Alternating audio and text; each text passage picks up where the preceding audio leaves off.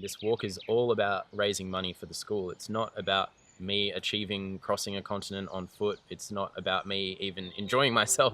My name's Trent Matthews. I'm from Australia, and currently I'm walking across Europe 4,000 kilometres to raise funds for the rebuilding of a women's school in Nepal. This walk is benefiting one school in particular, and it's the Palanchok Bhagavati Women's School. So it's a women's school just near Kathmandu that was destroyed entirely in the 2015 earthquake. There was about almost 200 women learning there. They were learning how to read and write and earning money and getting all kinds of opportunities to improve their lives. And unfortunately, when the school was destroyed, these women had nowhere to go. Women's rights and women's education is something I've been passionate about for a very long time. So what this walk is all about is funding the rebuilding of that school. So supporting the local community to rebuild the school and give these women somewhere to learn and to grow and to give them opportunities that women have in other parts of the world. The walk basically it's an adventure challenge. So I need to cross the continent of Europe on foot, covering every single centimetre of the trip with my own two legs. I'm walking from the North Sea, so just near the Netherlands or Holland.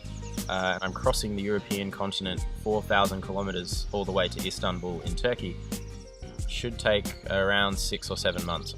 I'm also not allowed to pay for accommodation, so I either need to camp in the wild, among all the wild animals and strange forests and things like that, sleep rough, or stay with generous local people, which adds to the challenge. The organisation that this walk is benefiting is called THISWORLDEXISTS. They're an Australian registered charity that works in developing communities around the world on education projects, so building schools essentially. After building the school, they also go into things like developing the curriculum and wider community improvement, all in the name of alleviating poverty and giving people in these countries opportunities.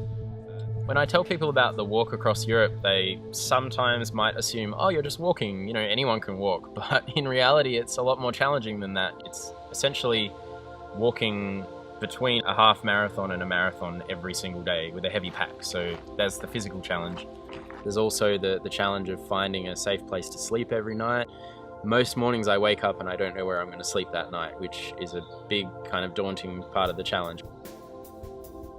I've also camped in 3 ruined castles, an abandoned World War II bunker. It's amazing where you can try to find a place to sleep. So of course the walk's extremely challenging, and there's a lot of moments where I'm going through kind of a great deal of suffering, but I always just remind myself that whatever hardships that I endure on this challenge are nothing compared to what a lot of these women go through in this community in Nepal on a daily basis. It's all about improving the lives of these women and giving them opportunities to come out of poverty, to come out of disaster, and to live better lives. So the way that the public can help the school and to support this project is by donating to the Europe on Foot Adventure Challenge. 100% of all donations to this challenge go towards rebuilding the women's school in Nepal. We need to raise $30,000 and thankfully through a combination of a group of THISWORLDEXISTS volunteers who head over to the school in April, and also through what I've raised so far on this walk, we've almost raised enough to finish the basic structure of the school. So the construction on the school has actually already started. We exclusively pay and employ local workers to construct the school, and the public can help support this project by donating on the web at thisworldexists.org/walk.